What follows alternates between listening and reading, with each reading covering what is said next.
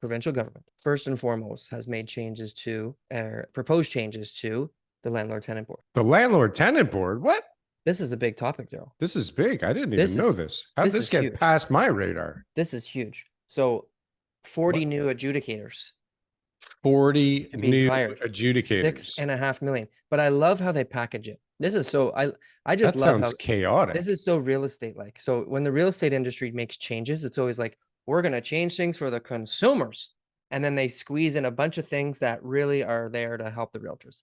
But the consumers go, yeah, let's vote this in. The politicians go, if we're going to propose a bill that's going to change things for the, the industry, we better make sure that the public approves of it. So they do everything very like, covertly. yeah, you know what I mean? So then, so this is now they're saying, we're going to make it, we're going to increase the rights of a tenant. We're going to make sure that the tenants have got more rights and that they can fight these evil landlords. We want their cases to be heard. Because actually what happens is the studies came out that most of the tenants who were complaining about the landlords were affected more than the landlords who were trying to evict the tenants. And now I don't know who did this study, and I haven't like gone through it, but what they were saying was, because what happens is this, when the tenants have these issues, like these big issues, like rent evictions, or like, landlords who have got like really long standing, histories of neglect on their properties and stuff like that. These are really complicated cases. And so the board apparently prioritizes which cases they're going to hear. And so you could be waiting like years if you've got a really complicated case. And by that time, like, do you really still want to keep fighting the landlord? Or do you even live at that property anymore? So there's kind of like a lot of things there that tenants are actually getting the shorter end of the stick, according to this study. So when the proposed changes came out, they're basically saying like, look, we want to speed up the timeline so that tenants' voices could be heard. They also said that the rent evictions, so these like N13s where the landlord has got, demolish the unit or substantially renovate it, they get a permit, they're going to ask the tenants to leave. There's a notice given, and then they've got, the tenant's got the ability to be able to come back in afterwards at the same rent.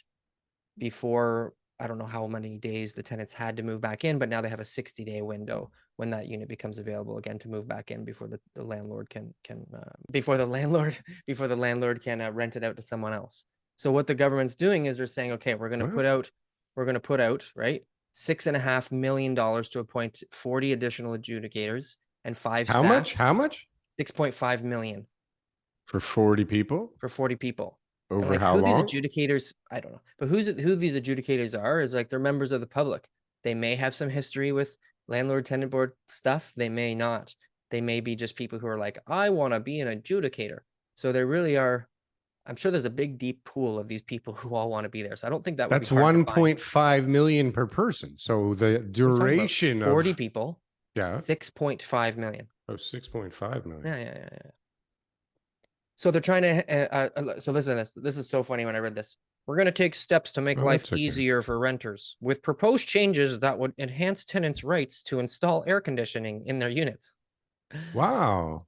That's nice. That's very nice. But then it's also proposing to strengthen protections against evictions during renovations, demolitions, and conversions, and as well for the landlord's own use. So increasing the penalty is obviously the best way to do this, right? So it was 25 grand, now it's 50. This would make it 100 grand for an individual. If you give an N12 and you or end up renting it out again to someone else, and you're just like issuing it in bad faith, the landlord could get fined up to $100,000, which is pretty crazy.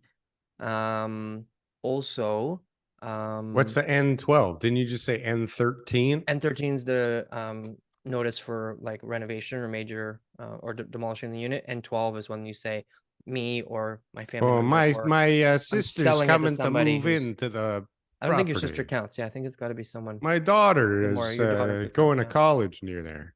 Yeah, needs to move in. So again, what does this do? Like, come on, we're not stupid here. The landlords have lobbied the province and said, like, we need some more people over there because we need to evict these tenants who are literally abusing the system, right? So this is basically my interpretation of it. You can take a quick read over it.